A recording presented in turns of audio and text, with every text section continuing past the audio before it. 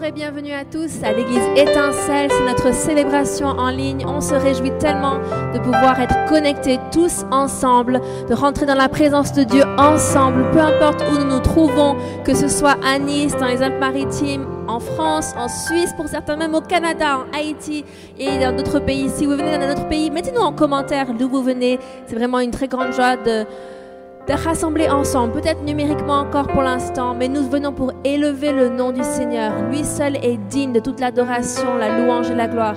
Je suis le pasteur Rebecca Boulanger et avec l'équipe ici présente, avec pasteur Peter, Elodie, Sylvain et Daniel, on va avoir un super temps de louange. Donc là où vous êtes, rentrez dans cette atmosphère pour élever le nom du Seigneur.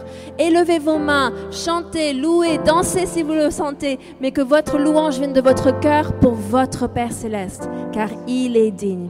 Soyez bénis.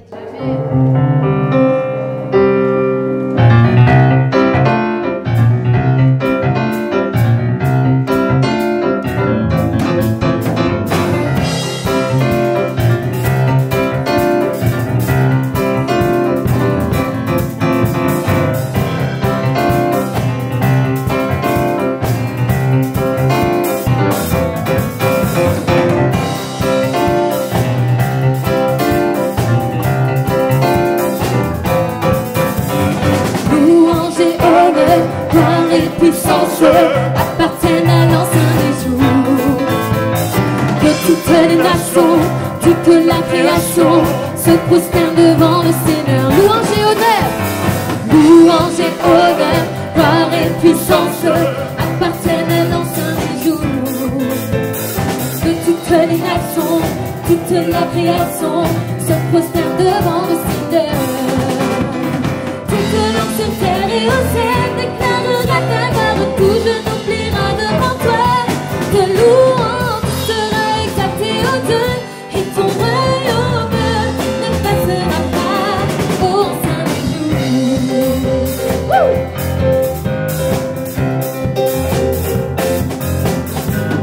Louange et honneur, gloire et puissance appartiennent à l'ancien des jours. Que toutes les nations, toute la création se prosterne devant le Seigneur. Louange et honneur, louange et honneur, gloire et puissance appartiennent à l'ancien des jours. Que toutes les nations, toute la création se prosterne devant le Seigneur. Toute langue sur terre et au ciel déclarera ta gloire. Tout genou pliera devant toi. De louange sera exalté au Dieu. Et ton royaume ne passera pas au sein des jours. Ton royaume, Seigneur, durera toujours. Chante devant l'ancien des jours. Personne ne peut se comparer à toi. Chante devant l'ancien des jours. Ton royaume, Seigneur, durera toujours. Chante devant l'ancien des jours. Personne ne peut se comparer à toi. Chante devant l'ancien des jours. Louange et honneur, gloire et puissance appartiennent à l'ancien des jours. Que toutes les nations, toute la création se prosterne devant le Seigneur. Louange et honneur, louange et honneur, gloire et puissance appartiennent à l'ancien des jours. Que toutes les nations, toute la création se prosterne devant le Seigneur. Toute langue sur terre et au ciel déclarera ta gloire. Tout genou pliera devant toi. De louange sera exalté au Dieu. Et ton royaume ne passera pas au sein des jours. Au sein des jours. Au sein des jours. Au sein des jours. Au sein des jours.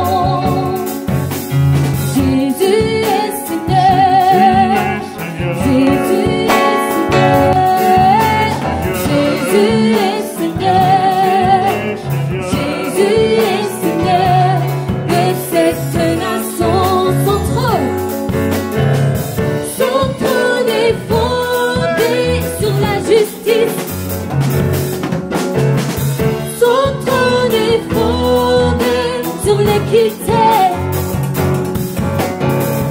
Et son sang a vaincu l'ennemi de nos âmes.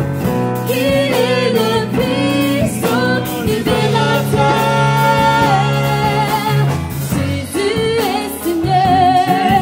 Jésus est Seigneur. Jésus est Seigneur. Jésus est Seigneur de cette nation. Jésus est Seigneur. Jésus est Seigneur. Jésus est Seigneur. Jésus est Seigneur de cette nation. Proclamez-le, son trône. Son trône est fondé sur la justice. Son trône est fondé sur l'équité. Et son sang a vaincu l'ennemi de nos âmes. Il est le puissant libérateur. Jésus est Seigneur. Jésus est Seigneur. Jésus est Seigneur. Jésus est Seigneur de cette nation. Jésus est Seigneur. Jésus est Seigneur. Jésus est Seigneur. Jésus est Seigneur. Jésus est Seigneur de cette nation. Son trône est fondé. Son trône est fondé sur la justice. Son trône est fondé sur l'équité. Et son sang a vaincu l'ennemi de nos âmes. Il est le puissant libérateur.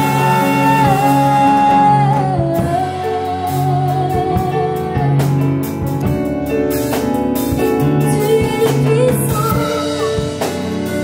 Tu es le puissant Jésus. Alléluia. Oh oui, merci Papa, merci pour qui tu es. Merci Seigneur pour ton Fils. Merci parce que ton trône, oui, est fondé sur la justice. Il est fondé sur l'équité. Alléluia, tu es le roc. Oui, tu es la personne sur qui nous pouvons nous appuyer. Et Père, à travers notre louange, nous voulons te dire, Seigneur, nous voulons te connaître davantage. Père, fais-nous, Seigneur mon Dieu, te connaître davantage. Nous voulons te chérir davantage. Nous voulons t'aimer davantage. Alléluia. Oui, Seigneur, nous voulons t'aimer davantage. Montre-nous. Nous ne voulons pas te connaître en surface, mais te connaître en profondeur, Seigneur.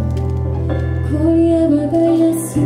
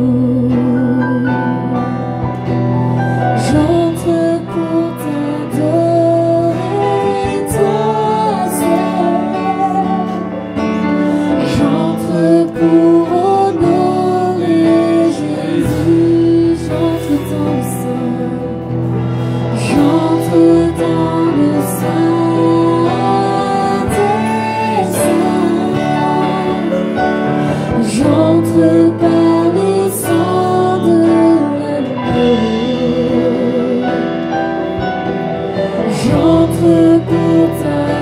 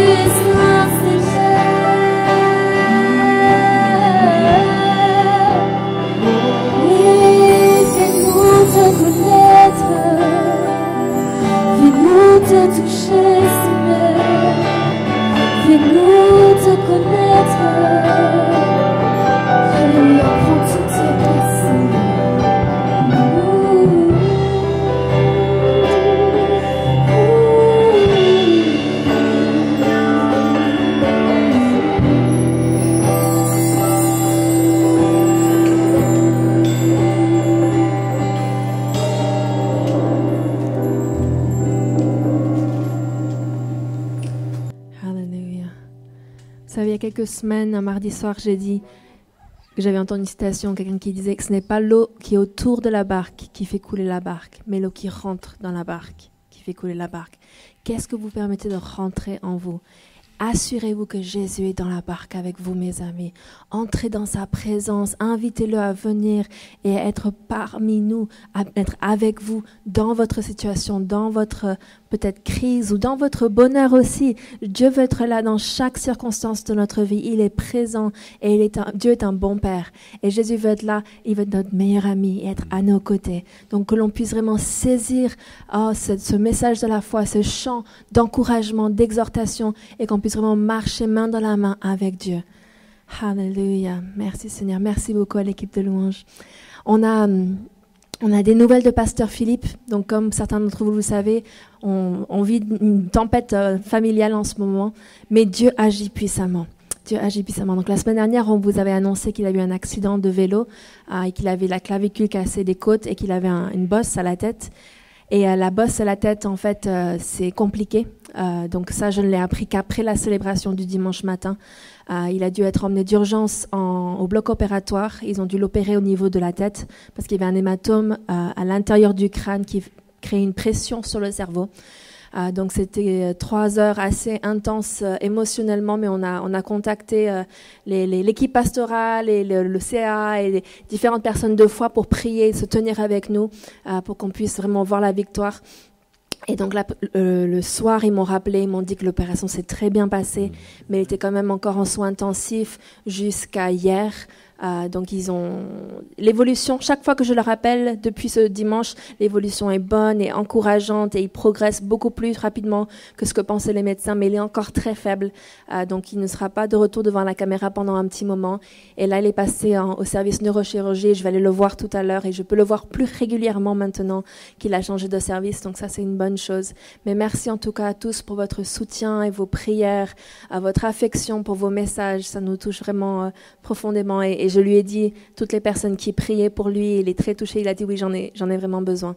Donc merci Seigneur pour ce verset auquel on s'accroche. Je le répète, mais je le répéterai encore et encore. Il a eu juste avant de quitter la maison, c'était le psaume 118, verset 17, qui dit « Je ne mourrai pas, je vivrai et je raconterai les œuvres de l'Éternel ».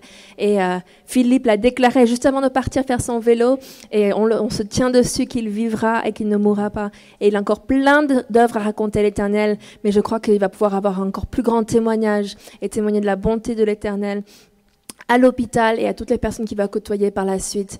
Donc c'était pas drôle, mais en fait, ils pensaient qu'ils avaient vraiment trop tapé sa tête parce qu'il est à l'hôpital Pasteur et il essaie de leur expliquer qu'il est pasteur. Et ils disent non, vous êtes à l'hôpital Pasteur. Et non, mais je suis pasteur. Donc, même en plein milieu d'une situation de crise, il peut y avoir des moments un peu drôles, comiques. Donc, on a dû expliquer au médecin qu'il était pasteur et qu'il était pasteur d'une assemblée qui comporte à peu près 200 personnes. Et c'était là, mais ne leur dites pas où il est, pas qu'ils appellent tous. Je dis, ne vous inquiétez pas, il n'y a que moi qui ai le numéro de téléphone. Et donc, il n'y a qu'une personne qui a le droit de lui rendre visite. Donc, je le fais avec grande joie. Mais voilà, j'essaie de vous donner autant de possible des nouvelles. Donc ça, c'est les nouvelles par rapport à notre pasteur Philippe. Ensuite, donc on a eu une semaine live group cette semaine. C'était une semaine formidable. J'ai eu de bons retours de différents live groups qui ont repris. C'est nouveau, c'est en Zoom, c'est différent. Et puis il y a des personnes qui ne faisaient pas partie de live group qui ont rejoint des live groups. Donc ça, c'est vraiment, vraiment super. Cette semaine-ci qui arrive, c'est la semaine communauté de disciples. Et c'est tellement important. Vous savez, même moi, cette semaine, j'ai 2 communautés de disciples, j'ai 2 personnes différentes. Et j'ai pris le téléphone encore plus pour parler avec elles, pour échanger, pour prier. Je sais que le trinôme de Pasteur Philippe, ils se sont retrouvés tous les 2 pour prier pour Pasteur Philippe. On a besoin les uns des autres. On a eu besoin des uns des autres pendant le temps de confinement, mais on a encore plus besoin maintenant, je pense, alors qu'on déconfine et qu'on décante un peu tout ce qui s'est passé. C'est vraiment important d'avoir ce rapport avec une autre personne ou 2 autres personnes. Donc ça, c'est pour cette semaine. Aussi, mardi soir, nous avons notre réunion à prière, louange et sainte scène. C'est vraiment un super temps. On a trouvé un nouveau flow avec Pasteur Peter et Sherilyn. Et c'est un peu un talk show, je sais pas comment on dit ça en français, mais une interaction, un show où on discute, on échange, on partage, on rebondit les uns sur les autres. Mais on veut vraiment prier avec vous et avoir des forts temps de prière. Donc, merci de vous connecter avec nous. Et pour la réouverture, donc on attend un peu les annonces du président de la République ce soir. Je pense qu'il va annoncer certaines choses et ensuite on prendra d'autres décisions. Mais pour l'instant, ce qu'on prévoyait, c'était éventuellement d'ouvrir un mardi soir avant un dimanche matin. On va baliser toute la salle la semaine prochaine. Donc on prépare les choses déjà, mais on s'attend pour des bonnes nouvelles de la part de notre président. On veut vraiment faire les choses dans l'ordre et la bienséance et on veut vous protéger et voilà, être de bons responsables qui prennent soin de leurs brebis. Donc voilà un petit peu pour les différentes annonces. Je vais inviter Geneviève à venir. Elle va recevoir les dîmes et les offrandes. Et puis après ce chant de louange, on aura un message tout particulier d'un orateur invité. C'est le pasteur Donato Anzalone. Et je l'introduirai tout à l'heure, mais ça va être un super moment. Donc j'espère que vous êtes prêts. Maintenant, on va recevoir Geneviève. Bonjour à tous. J'ai pas la joie de vous voir, mais j'ai toutes vos têtes dans ma mémoire et je veux vous saluer de tout mon cœur et je suis ravie d'être présente ici et pour vous exhorter dans les dîmes et dans les offrandes. Donc le verset que j'ai choisi, sur lequel je m'appuie, c'est dans troisième épître de Jean, au verset 1. Je vais le lire. L'ancien Agaius, le bien-aimé, que j'aime dans la vérité, bien-aimé, je souhaite que tu prospères à tous égards et sois en bonne santé, comme prospère l'état de ton âme. J'ai été fort réjoui lorsque mes frères sont arrivés et ont rendu témoignage de la vérité qui est en toi, de la manière dont tu marches dans la vérité. Je n'ai pas de plus grande joie que d'apprendre que mes enfants marchent dans la vérité. Et je pense que c'est ce que dirait Dieu, notre Père Céleste. Il n'y a pas de plus grande joie lorsque ses enfants marchent dans la vérité. Amen. Amen. Lorsque ces enfants qui sont nés de nouveau, qui vivent par l'Esprit de Dieu, qui ont un cœur bien disposé, marchent dans la vérité. Parce que en Ésaïe 55, l'Éternel dit au verset 2, « Écoutez-moi donc, et vous mangerez ce qui est bon, et votre âme se délectera de mets succulents. » Il dit, « Prêtez l'oreille, et venez à moi, écoutez, et votre âme vivra. » Mes amis, bien-aimés de l'Éternel,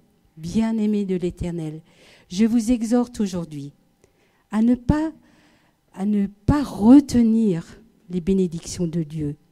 Comment peut-on retenir les bénédictions de Dieu? En ne pas donnant sa dîme, en oubliant les offrandes. C'est pas ce que le Seigneur veut, parce que le Seigneur veut déverser en abondance dans vos vies. Il veut vous bénir.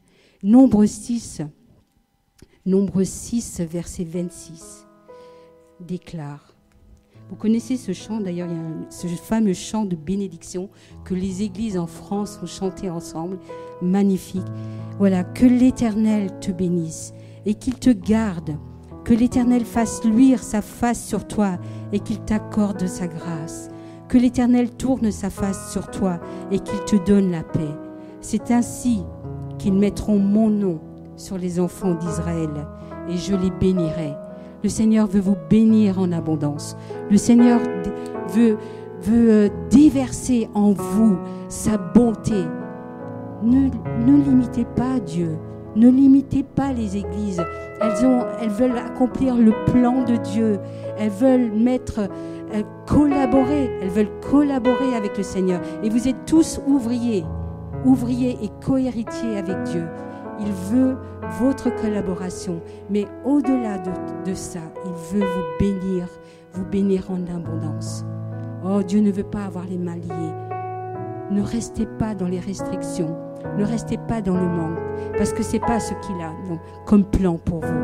Venez, écoutez la parole de Dieu. Mettez-la en pratique. Restez branchés, connectés. Pas confinés, branchés. Ne confinez pas vos finances. Ce n'est pas le plan de Dieu pour vous. Le plan de Dieu, c'est l'abondance. C'est ce que Jésus a acquis pour nous à la croix du Calvaire. Donc, chers bien-aimés, Je vous encourage à lever les yeux, à chercher l'Éternel de tout votre cœur pour ce qui vous concerne. Mais une chose est sûre, c'est qu'il veut et il souhaite que vous prospériez à tous égards, que vous soyez en bonne santé et que vous prospériez comme l'état de votre âme. La prospérité, c'est le plan de Dieu pour vous. Que le Seigneur vous bénisse abondamment et vous entoure de sa grâce et de son amour. Soyez bénis. Amen. Prosternons-nous devant le roi. Fléchissons le genou devant le Père. Prosternons-nous devant le roi. Fléchissons le genou devant le Père, car il est notre Dieu, et nous sommes le peuple de son pâturage, le troupeau que sa main conduit, le troupeau que sa main conduit.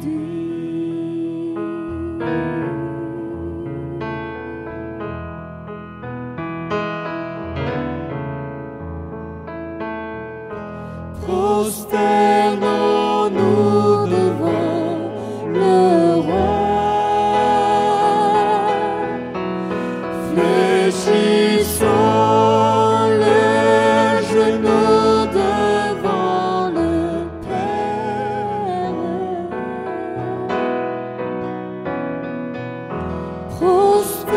Prosternons-nous devant le roi. Fléchissons le genou devant le Père, car il est notre Dieu, et nous sommes le peuple de son pâturage, le troupeau que sa main conduit,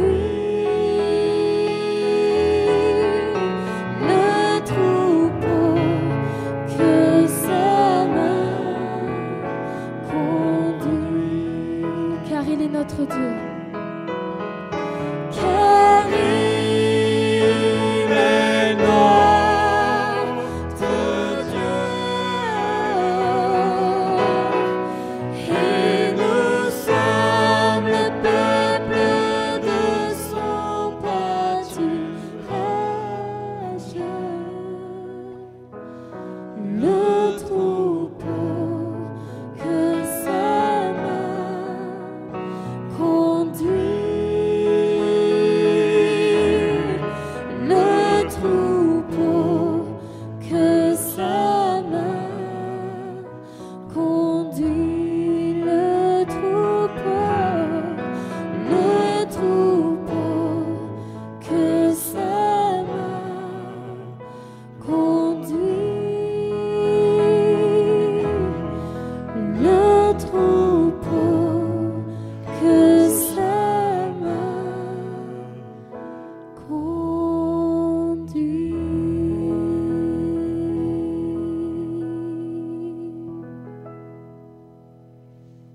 Alléluia. C'est tellement bon de savoir qu'il nous conduit. Comme on l'a dit cette semaine, Jésus est le grand berger. Et je l'ai dit dans le mail que j'ai envoyé cette semaine à l'église, mais nous savons que Dieu est un Dieu d'ordre. Dieu a institué des personnes pour être responsables, mais au-dessus de tout, il y a Jésus. Et Jésus est la tête de l'église. Jésus est la tête de l'église et c'est tellement important que l'on puisse garder les yeux fixés sur lui. Vous savez peut-être que notre pasteur bien-aimé est indisposé en ce moment, il n'est pas en bonne santé, mais nous suivons Dieu, nous suivons Jésus.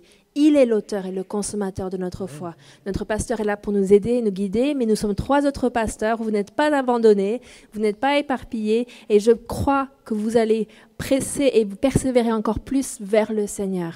Parce que c'est ça qui va faire du bien à Pasteur Philippe, c'est de savoir que vous allez bien, que vous allez de l'avant, que vous grandissez spirituellement. Et c'est aussi pour cela qu'on a demandé au pasteur Donato Anzalone de nous faire la grande joie, parce que c'est un enseignant de la parole formidable. Il a écrit un livre qui s'appelle L'audace de la foi, qui est disponible à la table des livres, mais vous pouvez aussi le trouver sur la CLC et différentes boutiques en ligne. Mais il a vécu des guérisons formidables. Sa propre fille était née avec un handicap très grave et il l'a vue complètement guérie, complètement restaurée. Elle travaille, elle est même infirmière maintenant, elle a passé son diplôme d'infirmière, elle s'appelle Gabriella, je la connais bien. Et c'est vraiment une joie de pouvoir l'accueillir. Donc, préparez-vous. Parce que il est très dynamique. Il est, si je me trompe pas, hein, il est sicilien, mais né en Belgique. D'accord, donc il parle le belge, le flamand, on dit non? Le flamand, il parle le français, il parle l'italien et il parle l'anglais. Et le français, je ne sais pas si j'ai dit français, mais il parle toutes ces langues. Et il est pasteur à Lugano en Suisse. Donc c'est un grand ami de la famille depuis de très très nombreuses années. Et je crois vraiment que vous allez être bénis. Donc attachez votre ceinture de sécurité parce que ça démarre. Hello! Quelle joie d'être avec vous ce matin. Vous recevrez toutes les salutations de notre Église et de notre famille. Et je donne aussi mes salutations très très chaleureuses avec toute notre sympathie au pasteur Philippe. Et nous pensons beaucoup à lui. À peine avons-nous appris ce qui lui est arrivé, nous avons prié pour lui et nous continuerons à prier pour lui. Et nous nous attendons à voir le Seigneur agir d'une manière formidable dans sa vie et dans la vie de sa famille. En fait, nous croyons que le Seigneur est celui qui va changer le mal en bien. Et ce que l'ennemi a voulu faire pour le mal, Dieu le transforme en bien. Amen. Et donc, s'il vous plaît, si vous l'entendez, si vous parlez avec lui, Rebecca, quand vous parlez avec lui, donnez-lui tout notre amour et toutes nos marques de sympathie parce que nous sommes avec vous. Amen.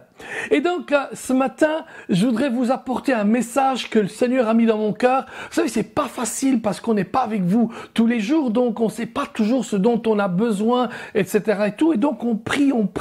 Et j'ai eu plusieurs messages et tout. Et puis, finalement, je crois que j'ai reçu ce que le Seigneur veut pour chacun d'entre nous.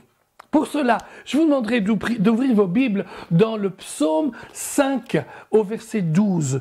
Psaume 5 au verset 12, qui lit ceci. Le psaume 5, verset 12. Chez moi, c'est la page. Non, ça ne sert à rien de dire la page, parce qu'on a tous des pages différentes. En plus, chez moi, c'est une Bible en anglais, encore pire. Mais bon, le psaume 5 dit ceci. Psaume 5, 2. Il dit ceci. Pardon, psaume 5, 12. « Car tu bénis le juste, Éternel. Tu l'entoures de ta grâce comme d'un bouclier. » Waouh, amen. Tu l'entoures de ta grâce comme d'un bouclier. Et je pense que on peut vraiment voir dans nos vies de tous les jours que vraiment, c'est la grâce de Dieu qui nous entoure comme un bouclier. Mais quand on parle de grâce, une bonne question c'est: quelle en est sa définition? On parle souvent de choses et puis on en parle tellement de fois, on répète tellement de fois le même mot qu'on arrive à ne pas se rappeler même de la définition de ce mot. Alors, si je vous posais la question, c'est quoi la grâce?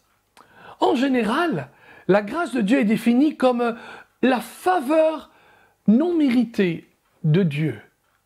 C'est une faveur que nous recevons de la part de Dieu, mais cette faveur n'est pas méritée. C'est une bonne définition, mais ce n'est pas une définition complète. Elle est bonne pour un certain type de grâce, mais ne convient pas complètement pour d'autres types de grâces. Pasteur Donato, allez-vous me dire, d'autres types de grâces? Mais de quoi parles-tu? Où es-tu allé chercher cela? Merci d'avoir soulevé la question, parce qu'on va aller la voir ensemble. Par exemple, regardez dans 1 Pierre 4, 10. L'apôtre Pierre qui écrit à l'église et aux gens qui sont dans les églises dit ceci: comme de bons dispensateurs des diverses grâces de Dieu. Il parle de diverses grâces de Dieu. Plus tard, nous allons lire la suite de ce verset. Donc, s'il parle de diverses grâces, ça veut dire qu'il y a plusieurs types de grâces. Ah, en effet, c'est la logique, n'est-ce pas? Et en fait, partout dans le Nouveau Testament, même dans l'Ancien Testament, mais nous allons voir le Nouveau Testament, partout dans le Nouveau Testament, nous voyons qu'il y a différents types de grâces. D'abord, il y a la grâce qui sauve. Éphésiens 2:8 dit « Vous êtes sauvés par grâce au moyen de la foi ». Ensuite, il y a la grâce qui est suffisante. 2 Corinthiens 12:10 dit « Ma grâce te suffit ». Il y a aussi une grâce pour servir Dieu, pour servir dans le ministère, mais aussi servir dans l'Église. 1 Pierre 4:10, en tant que bon dispensateur des diverses grâces, mettez au service des autres. Je me souviens de mon église, quand j'étais encore à Bruxelles, nous avions attribué une personne à s'occuper de servir le café.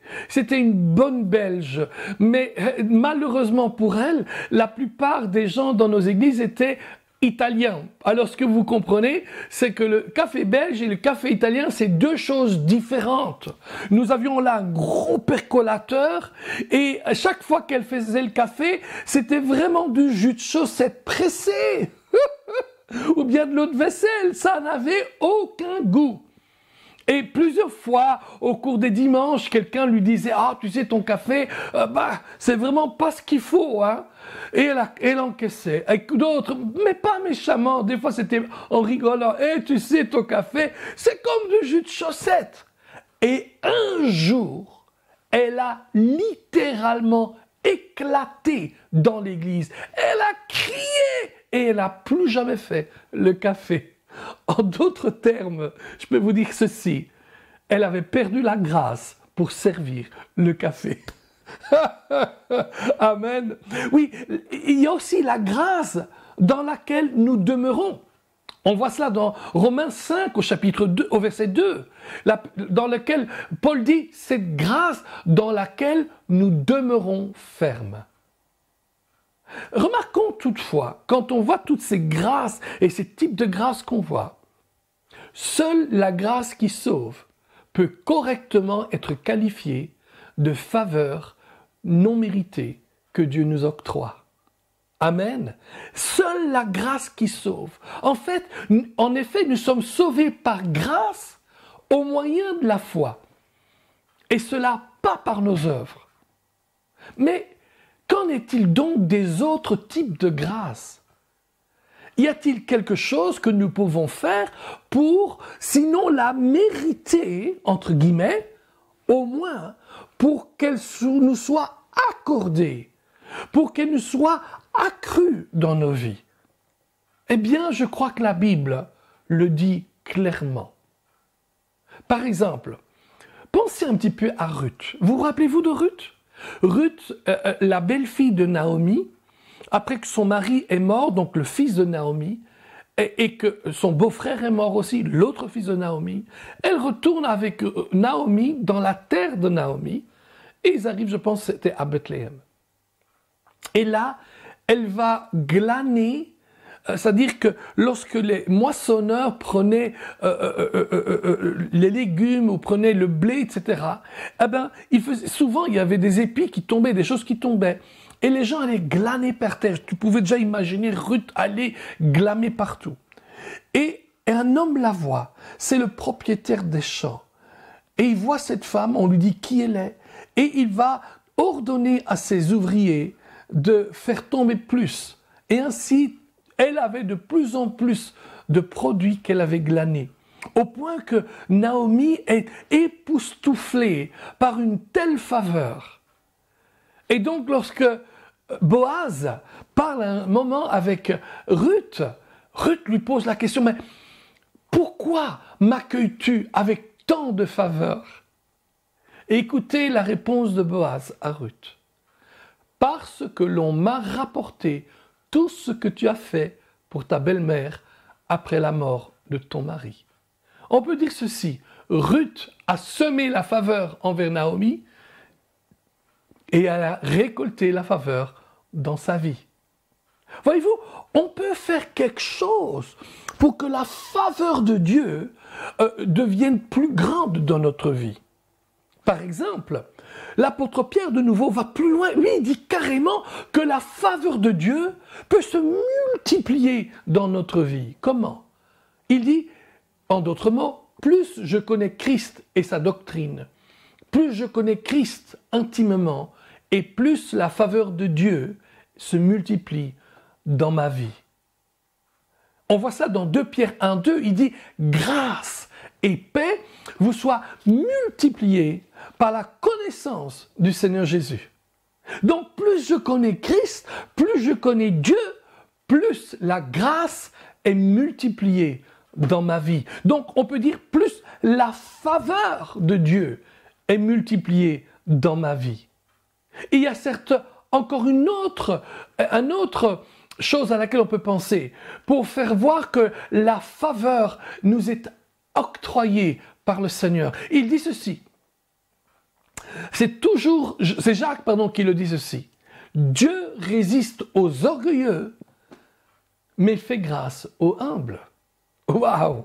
En d'autres mots, l'humilité fait accroître la faveur dans notre vie. Alors, imaginez-vous, quelqu'un qui est orgueilleux et Dieu dit « je résiste ».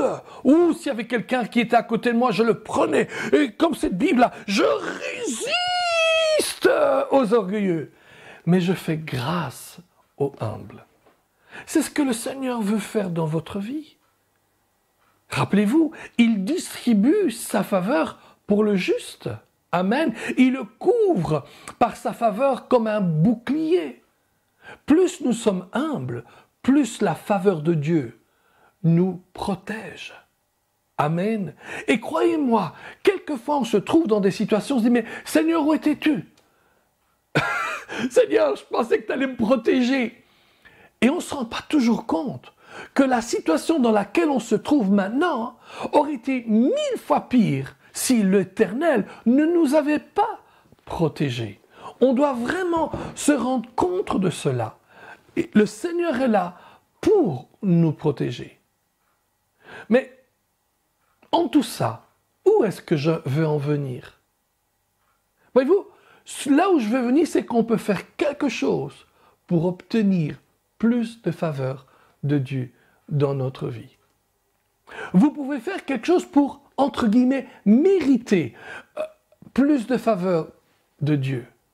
Trop souvent, on pense que, comme la grâce et la faveur qui n'est pas méritée, on pense qu'on ne doit rien faire pour en avoir plus. Ce n'est pas vrai. Le Seigneur regarde ce que vous faites. Dans Hébreux, Hébreux 6:10, il dit qu'il se souviendra de tout ce que vous avez fait pour l'œuvre et de votre amour pour les frères. Oh mes amis, même si nous ne tombons pas dans une sorte de méritologie, où on doit mériter certaines choses, croyez-moi, il y a des choses que l'on peut faire pour obtenir plus de Dieu.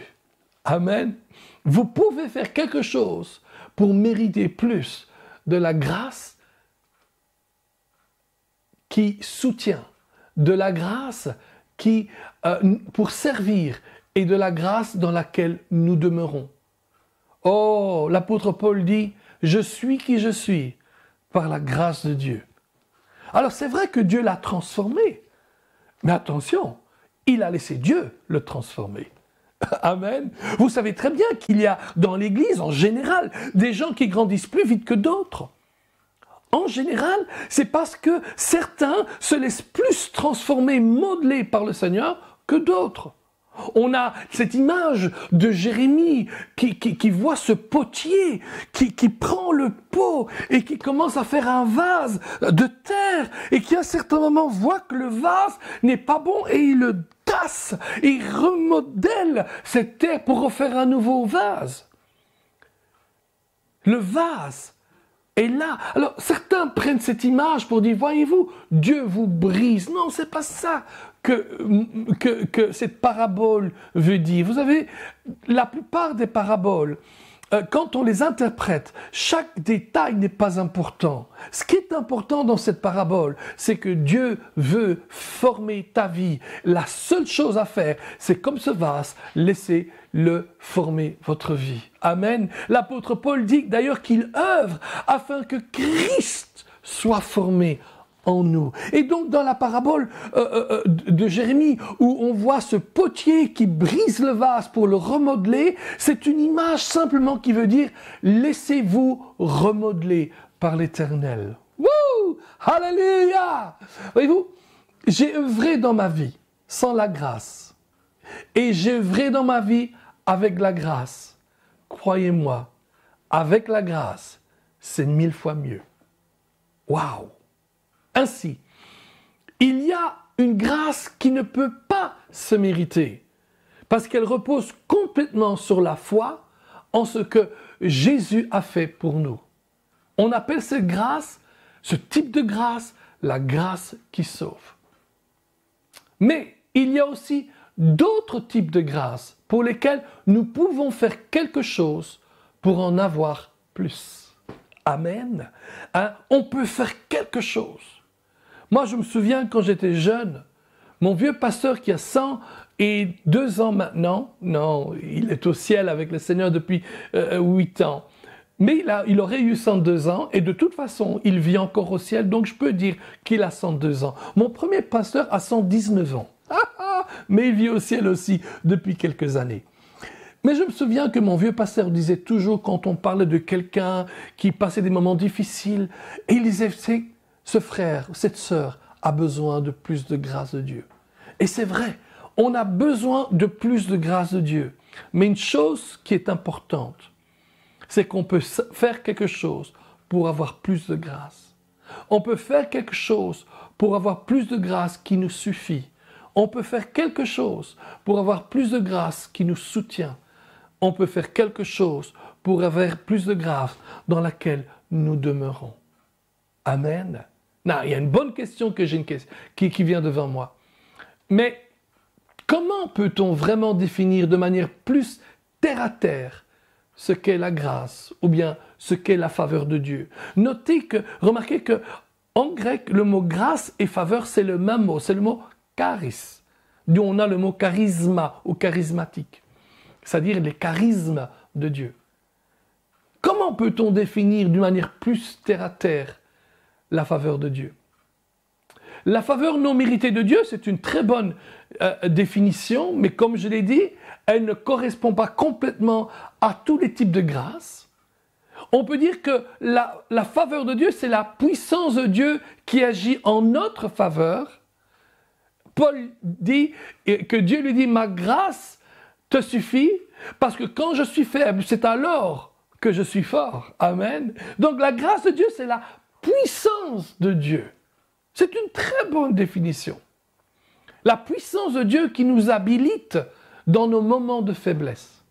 Mais peut-être que je peux encore dire un autre mot. Quand on parle de la grâce de Dieu, on ne peut pas dire que c'est un piston, parce que Dieu ne franchit pas, ne transgresse pas la loi et ne fait pas quelque chose d'immoral. Mais peut-être qu'on peut dire quand même que la grâce de Dieu, une autre définition qui est assez terre à terre, c'est un coup de pouce. Amen. Un petit peu comme le fils qui dit à son papa, « Hé papa, peux-tu me donner un coup de pouce? En d'autres mots, tu peux venir m'aider, j'ai besoin de ton aide. Papa, aide-moi s'il te plaît. Ou bien tu demandes à quelqu'un, hey, j'ai un gros problème là, est-ce que tu peux me donner un coup de pouce? Et on est tellement content quand un copain vient et qui nous apporte un coup de pouce. Et un coup de pouce, c'est différent que le piston. C'est Dieu qui œuvre dans les cœurs des gens pour nous aider. Et ça, c'est autre chose. Dieu va changer le cœur de quelqu'un. Il va parler à quelqu'un et il va dire, hey, regarde, dans mon église à Nice, il y a quelqu'un qui a besoin d'un coup de pouce. Va, donne-lui de l'aide, aide-le. Amen. Et tout d'un coup, il y a le Seigneur qui, à travers une personne, vous donne ce coup de pouce. Je me souviens d'un de mes amis qui est aussi avec le Seigneur. Je commence à avoir de plus en plus d'amis qui sont avec le Seigneur. Il faut dire que je connais beaucoup de gens depuis 30, 40, 50 ans dans le ministère et automatiquement, beaucoup sont de l'autre côté. Mais je me souviens de ce frère qui était anglais.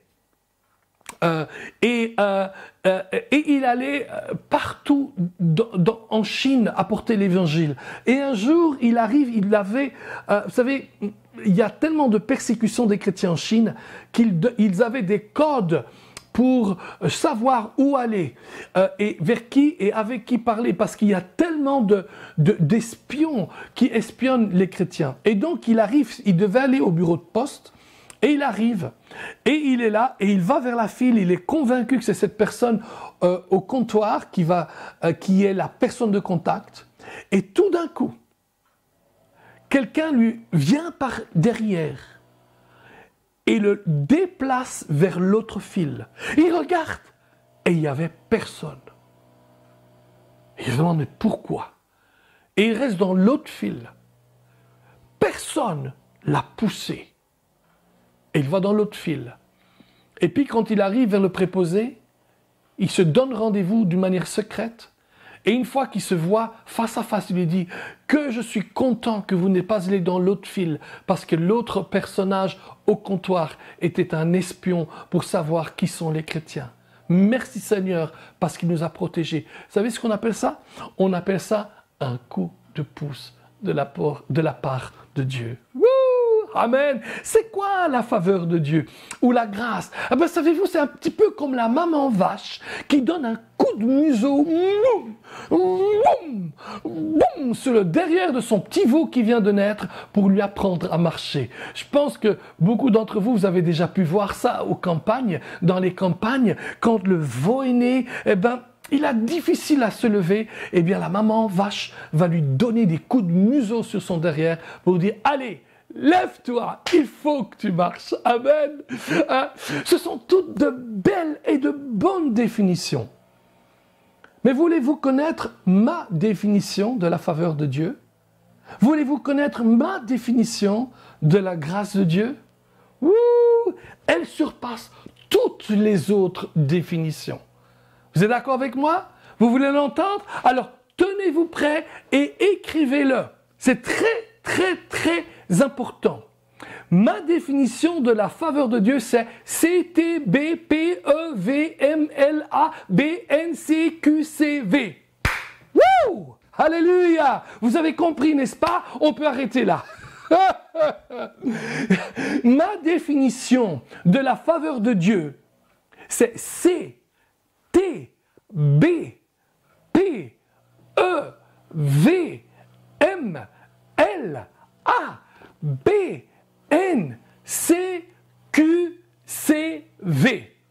Vous savez, c'est quoi la faveur de Dieu? C'est trop beau pour être vrai, mais la bonne nouvelle, c'est que c'est vrai. Alléluia! C'est trop beau pour être vrai, mais la bonne nouvelle, c'est que c'est vrai. Et c'est ce que Dieu veut apporter dans votre vie. Des choses où on peut dire, c'est trop beau pour être vrai. Mais la bonne nouvelle, c'est que c'est vrai. CTBPEVMLABNCQCV. Ça fait penser, vous rappelez-vous, à une des émissions de Jacques Martin en France dans les années 80, incroyable mais vrai. Wow, c'était incroyable, mais c'était vrai. Well, la faveur de Dieu, c'est CTBPEVMLABNCQCV. Amen. Et dites-le avec moi. CTBPEVMLABNCQCV. Oh, yeah, la faveur de Dieu. C'est trop beau pour être vrai. Mais la bonne nouvelle, c'est que c'est vrai. Amen. C'est pour ça que je vous ai donné les initiales de chaque chose. CTBPEVMLABNCQCV. C'est trop beau pour être vrai. Mais la bonne nouvelle, c'est que c'est vrai. Voyez-vous, il y a des exemples dans la faveur de Dieu où c'est vraiment cela, la faveur de Dieu. Pensez donc à Joseph. La faveur de Dieu, c'est Dieu qui change le mal en bien. Vous connaissez l'histoire de Joseph, n'est-ce pas? Joseph qui est vendu par ses frères, on va la résumer, sinon on va être là jusque demain. Vendu par ses frères, il devient esclave, il est vendu au marché des esclaves. Ensuite, il devient prisonnier et finalement, il passe de la prison au palais. Waouh! Non seulement ça, quelques années plus tard, alors qu'il y a la famine partout, Joseph s'était arrangé pour créer une abondance extraordinaire. Au point qu'il va acheter toutes les terres de l'Égypte et jusqu'au point où même le peuple égyptien se vend au pharaon pour avoir de quoi manger. Finalement, une famille de Canaan vient et il reconnaît ses frères. Et au moment où ses frères le reconnaissent, ils ont peur. Mais ils se rendent compte que leur frère est le vice-pharaon du plus grand empire de tous les temps. Écoutez-moi, en un instant, il sort de la prison pour aller au palais. Vous savez c'est quoi cela? Vous savez c'est quoi la faveur de Dieu? CTBPEVMLABNCQCV. C'est trop beau pour être vrai. Mais la bonne nouvelle, c'est que c'est vrai. Wouh! Alléluia! Pensez donc à Caleb. La faveur de Dieu, c'est Dieu qui renouvelle vos forces. Vous rappelez-vous?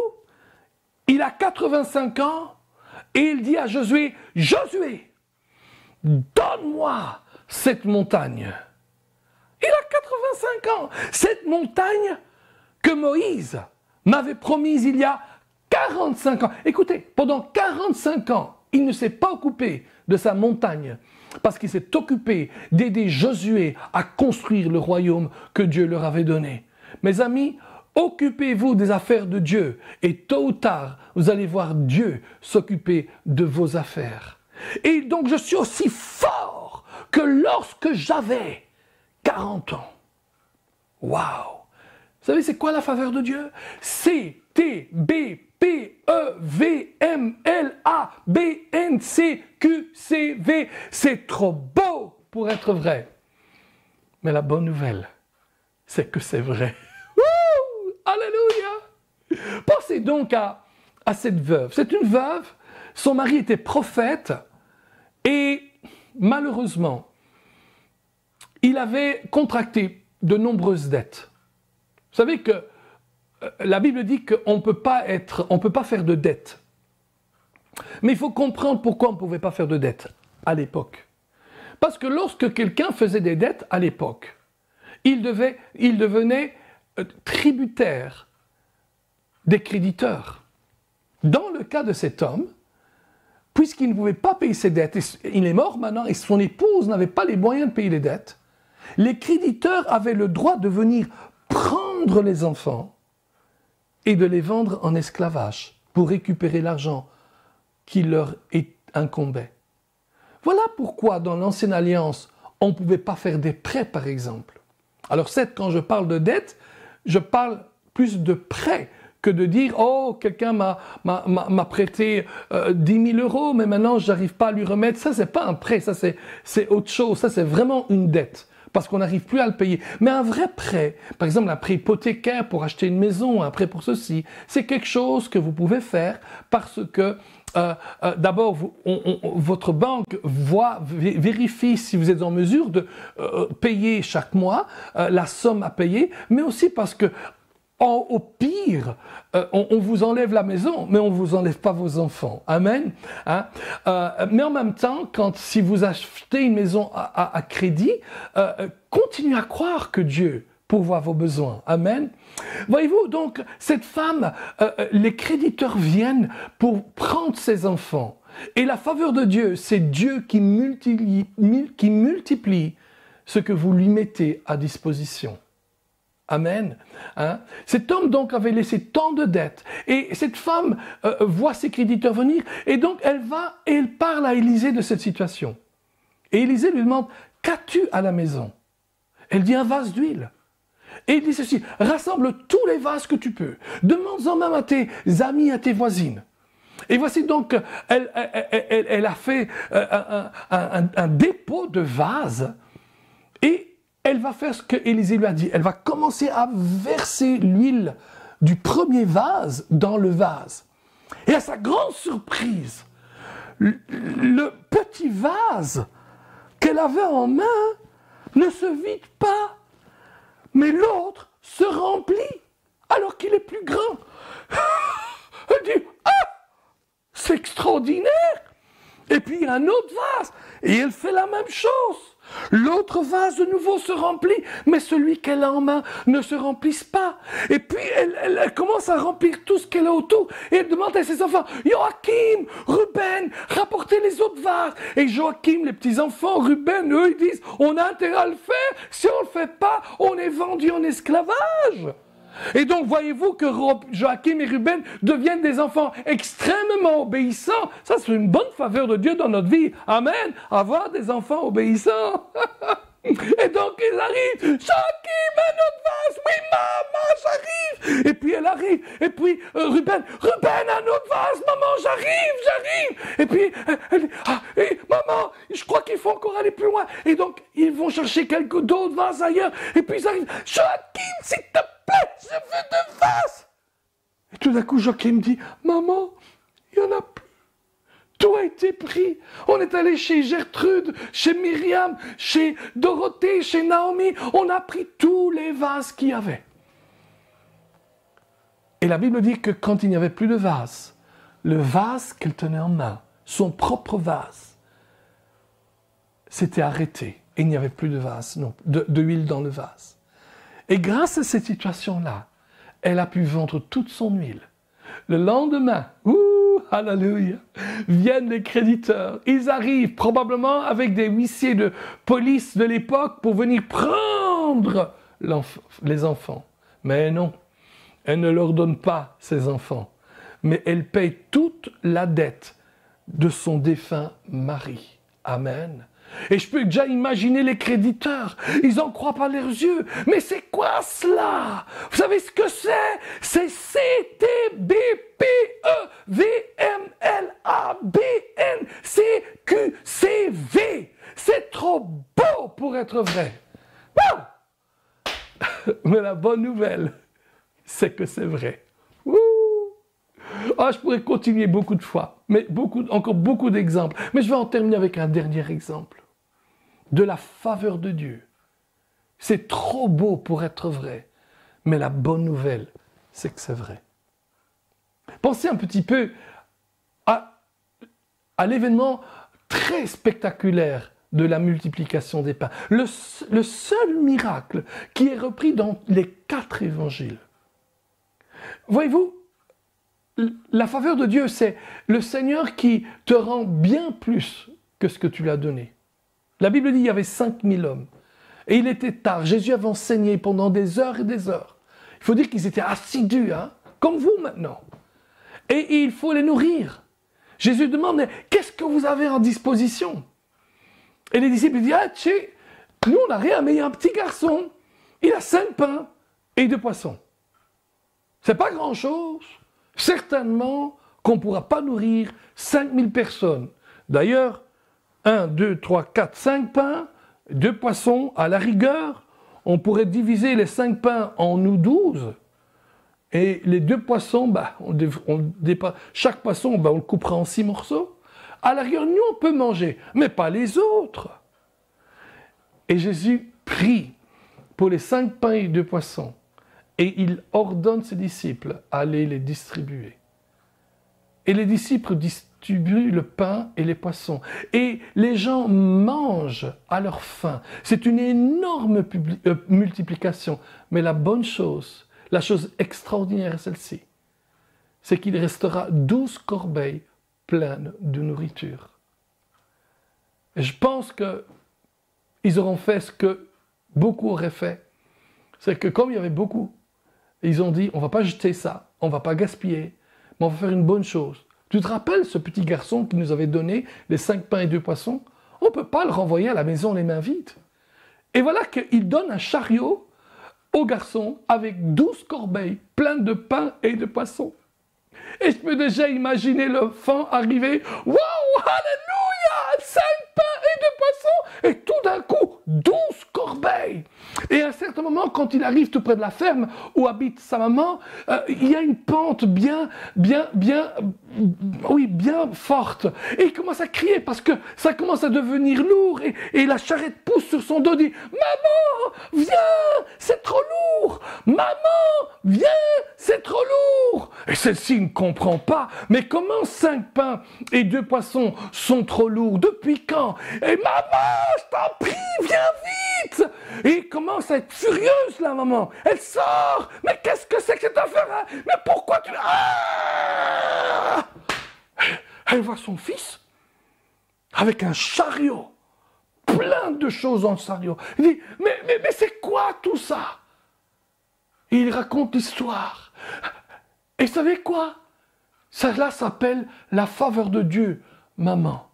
Voyez-vous, la faveur de Dieu, c'est CTBPEVMLABNCQCV. C'est trop beau pour être vrai. Mais la bonne nouvelle, c'est que c'est vrai.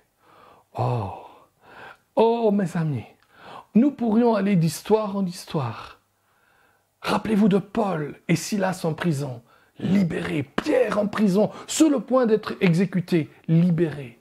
Pierre à qui la parole de Jésus, à la parole de Jésus, jette le filet et ramasse tellement de poissons que sa barque est en train de couler, qu'il doit demander aux autres, à une autre barque de venir. Les filets sont en train de se rompre. Ouh! Et ensemble, ils apportent cette pêche miraculeuse au bord du lac. Ça, c'est la faveur de Dieu. CTB. PEVMLABNCQCV. C'est trop beau pour être vrai. Mais la bonne nouvelle, c'est que c'est vrai. Ouh! La faveur de Dieu est tellement importante pour la continuation de ce que le Seigneur veut accomplir pour vos vies, pour nos vies. C'est vrai, la grâce qui sauve ne peut pas se mériter, mais vous pouvez faire quelque chose pour obtenir plus de grâce qui soutient, pour servir et pour demeurer ferme en Jésus-Christ. Tout commence par un peu d'humilité. Dieu résiste aux orgueilleux, mais il fait grâce aux humbles. Rappelez-vous, le psalmiste dit « Car ta bonté vaut mieux que la vie ». En hébreu, le terme bonté est le même que le terme faveur ou grâce. En d'autres mots, il dit que la grâce de Dieu, la vraie grâce, la vraie faveur de Dieu, vaut mieux que la vie. On peut dire autrement, si je n'ai pas ta faveur, cela ne vaut même pas la peine de vivre. Mais la bonne nouvelle est que nous avons la faveur de Dieu, car Dieu est bon envers nous et il use de bonté envers nous. Il distribue sa grâce pour nous comme un bouclier. Courbons nos fronts, s'il vous plaît. Père, dans le nom de Jésus, je prie pour mes frères et mes sœurs qui m'ont regardé ce matin. Je suis convaincu que dans le message que nous avons donné, il y a des points, des choses pour chacun. Chacun a besoin de plus de grâce de Dieu, de plus de faveur de Dieu, d'un coup de pouce, d'un coup de museau de Dieu. Chacun a besoin d'une faveur de Dieu. C'est quelque chose qui est trop beau pour être vrai. Mais la bonne nouvelle, c'est que c'est vrai. Alors je te demande, Père, de multiplier la grâce et la faveur et la paix de Dieu par la connaissance de Jésus-Christ. Je te prie que chacun commence à prendre plus à cœur et avec plus de sérieux le fait d'étudier la parole de Dieu, de lire la parole de Dieu, de vivre la parole de Dieu, de manger la parole de Dieu. Car tu dis, l'homme ne vivra pas de pain seulement, mais de toute parole qui sort de la bouche de Dieu. Que chacun de nous, Père, puisse servir comme Ruth a servi sa belle-mère. Que chacun puisse servir son Église, sa famille, ses amis, ses frères et ses sœurs en Christ. Et que chacun puisse marcher dans l'humilité. Parce que si tu résistes aux orgueilleux, tu fais grâce aux humbles. À toi soit toute la gloire, Père, dans le nom de Jésus. Amen. Amen. Donc vous vous rappelez, c'est quoi la grâce? La faveur de Dieu, CQT. Ouh, j'ai oublié la liste, mais c'est simple. C'est trop beau pour être vrai. Mais la bonne nouvelle, c'est que c'est vrai. Amen. Dieu vous bénisse abondamment. Grosse bise à tout le monde. Nous vous aimons beaucoup et on espère vous revoir bientôt. Amen. J'espère que vous avez bien profité de ce message. Merci à Donato. Donato est ami de l'Église depuis très longtemps. Il y a un attachement tout particulier que nous avons avec lui, avec son ministère. Et c'est une joie de l'entendre et d'avoir son partenariat. Écoutez, je voulais juste vous saluer tous. Ça nous tarde de vous revoir tous ensemble. Ce jour viendra, quand on ne sait pas encore, mais ça viendra bientôt. Et on va pouvoir se revoir comme avant. Et j'espère pouvoir s'embrasser et s'apprécier vraiment à fond. Mais je voulais, en ce moment, juste vous dire une chose, c'est que l'homme fidèle est comblé de bénédictions. C'est ce que la parole de Dieu nous dit. L'homme fidèle est comblé de bénédictions. Et j'aimerais vous encourager à rester fidèle, à chercher le Seigneur dans ce monde un peu... j'allais dire corrompu, mais il y a tout qui va à l'envers et nous sortons de ce tourbillon, mais sachez que Dieu est celui qui nous amène dans la bonne direction. Et je voudrais juste vous lire un passage en Philippiens, c'est Paul qui dit « Ce n'est pas que j'ai déjà remporté le prix ou que j'ai déjà atteint la perfection, mais je cours pour tâcher de le saisir, puisque moi aussi j'ai été saisi par Jésus-Christ. Frère, je ne pense pas l'avoir saisi, mais je fais une chose, oubliant ce qui est en arrière et en me portant vers ce qui est en avant. Je cours vers le but pour remporter le prix de la vocation céleste de Dieu en Jésus-Christ. Que le Seigneur vous bénisse. Soyez saisis par l'appel de Dieu et saisissez l'appel de Dieu. Amen. Amen. Merci, Pasteur Peter. Donc, merci à vous tous. Vous êtes connectés aujourd'hui, que vous le voyez en direct en première sur Facebook ou sur YouTube, ou que vous le voyez en replay. Merci de nous envoyer des messages aussi pour nous dire depuis où vous regardez, ce que vous écoutez. C'est vraiment une joie pour nous de savoir que ça bénit beaucoup plus largement le peuple de Dieu que juste les membres de notre Église. Et j'espère que vous avez trouvé une Église, si vous avez donné votre vie au Seigneur pendant ce cours de confinement. J'espère que vous allez vous joindre à nous si vous êtes de la région. On prévoit des baptêmes, on ne sait pas encore exactement quand, mais la vie avance, la vie continue et on va aller de gloire en gloire et de victoire en victoire. Vous savez, en toutes ces choses, en dépit de toutes ces choses, nous sommes plus que vainqueurs. Et je prie pour chacun d'entre vous, peut-être, vous dites, mais je passe par un moment très difficile, mais vous savez, comme Pasteur Donato l'a dit, sa grâce nous suffit. Et allons puiser dans ce réservoir de la grâce de Dieu pour la situation auquel nous faisons face. Parce qu'avec Dieu, rien n'est impossible. La Bible dit, car rien n'est impossible à celui qui croit avec Dieu. Amen. Donc, nous vous aimons, nous vous bénissons.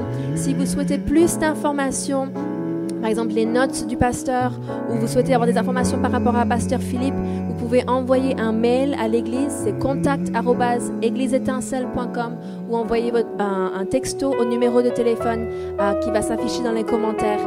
Mais nous vous bénissons, nous vous aimons, et comme a dit Pasteur Peter, on se réjouit tellement de vous revoir bientôt, très bientôt, et voilà, soyez bénis, et à mardi soir.